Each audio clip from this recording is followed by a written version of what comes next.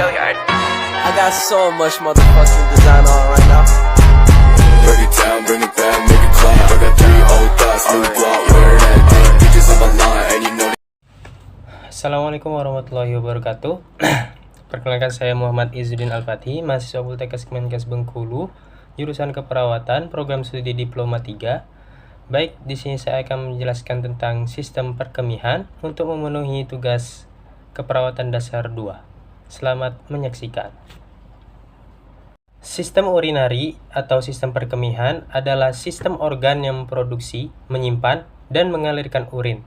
Pada manusia, sistem ini terdiri dari 2 ginjal, 2 ureter, kandung kemih, 2 otot sphincter, dan uretra.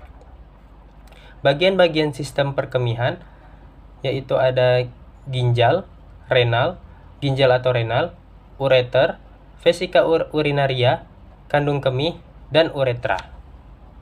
Yang pertama, ginjal. Ginjal memiliki fungsi yang pertama yaitu mengeluarkan zat sisa organik, yang kedua pengaturan konsentrasi ion-ion penting, yang ketiga pengaturan produksi sel darah merah, yang keempat pengaturan keseimbangan asam basa, yang kelima pengaturan tekanan darah, yang keenam pengeluaran zat beracun. Manusia memiliki sepasang ginjal yang terletak di belakang perut atau abdomen. Ginjal ini terletak di kanan dan kiri tulang belakang, di bawah hati dan limpa. Di bagian atas ginjal terdapat kelenjar adrenal, juga disebut kelenjar suprarenal. Ginjal bersifat retroperitoneal, yang berarti terletak di belakang peritoneum yang melapisi rongga abdomen. Kedua ginjal terletak di sekitar vertebrata T12 dan L3.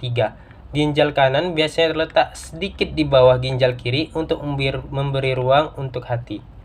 Sebagian dari bagian atas ginjal terlindungi oleh iga ke-11 dan 12. Kedua ginjal dibungkus oleh 2 lapisan lemak perirenal dan lemak pararenal yang membantu meredam goncangan. Kemudian lapisan-lapisan ginjal. Setiap ginjal terbungkus selaput tipis, kapsula renalis, berupa jaringan fibrus berwarna ungu tua.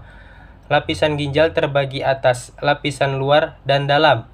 Untuk lapisan luarnya yaitu lapisan korteks, substantia corticalis, dan untuk lapisan dalamnya yaitu medula substantia medullaris. Kemudian di dalam ginjal terdapat nefron. Satu ginjal mengandung 1-4 juta nefron. Fungsinya untuk pembentukan urin, memiliki satu komponen vaskular dan satu komponen tubular. Bagian-bagian nefron, yang pertama ada kapsula Bowman, yang kedua glomerulus, yang ketiga tubulus contortus proximal, yang ketiga Ansa Henle, yang keempat Hansa Henle, yang kelima tubulus contortus distal, yang keenam tubulus dan ductus pengumpul. Kemudian untuk fase pembentukan urin ada 3, yaitu yang pertama filtrasi glomerulus, yang kedua reabsorpsi tubulus, yang ketiga sekresi tubulus. Filtrasi glomerulus merupakan perpindahan cairan dan zat terlarut dari kapiler glomerulus ke dalam kapsul Bowman. Faktor yang membantu, membran kapiler glomerulus lebih permeable, tek darah glomerulus juga lebih tinggi. Kemudian reabsorpsi tubulus. Reabsorpsi berarti adalah menyerap ulang. Yang direabsorpsi adalah natrium, ion fluor, glukosa, fruktosa, asam amino, dan air. Kemudian sekresi tubular. Proses aktif yang memindahkan zat keluar dari darah dalam kapiler tubular melewati sel-sel tubular menuju cairan tubular untuk dikeluarkan dalam urin. Kemudian organ yang termasuk dalam sistem perkemihan yaitu ada ureter, terdiri dari 2 pipa, masing-masing bersambung dari ginjal ke kandung kemih. Lapisan dinding ureter terdiri dari lapisan luar dan lapisan tengah, yang mana lapisan luarnya itu adalah jaringan ikat atau fibrosa, dan lapisan tengahnya itu otot polos. Lapisan dinding ureter terjadi gerakan peristaltik tiap 5 menit sekali yang mendorong urin melalui ureter. Kemudian yang ketiga itu vesika urinaria. Vesika urinaria adalah sebuah kantung dengan otot yang mulus dan berfungsi sebagai penampung air seni yang berubah-ubah jumlahnya, karena kandung kemih dapat mengembang dan mengempis. Proses miksi dari vesika urinaria itu distensi kandung kemih kurang lebih 250 cc, refleks kontraksi dinding kandung kemih, relaksasi sphincter internus, relaksasi sphincter externus, kemudian yang terakhir pengosongan kandung kemih. Kontraksi kandung kemih dan relaksasi sphincter dihantarkan melalui serabut saraf simpatis. Persarafan vesika urinaria diatur torakolumbal dan kranial dari sistem saraf otonom. Yang terakhir adalah uretra, merupakan saluran sempit yang berpangkal pada kandung kemih, berfungsi menyalurkan air kemih keluar. Dalam anatomi, uretra adalah saluran yang menghubungkan kandung kemih ke lingkungan luar tubuh. Uretra berfungsi sebagai saluran pembuang baik pada sistem kemih atau ekskresi dan sistem seksual. Pada pria berfungsi juga dalam sistem reproduksi sebagai saluran pengeluaran air mani. Kemudian perbedaan uretra wanita dan pria.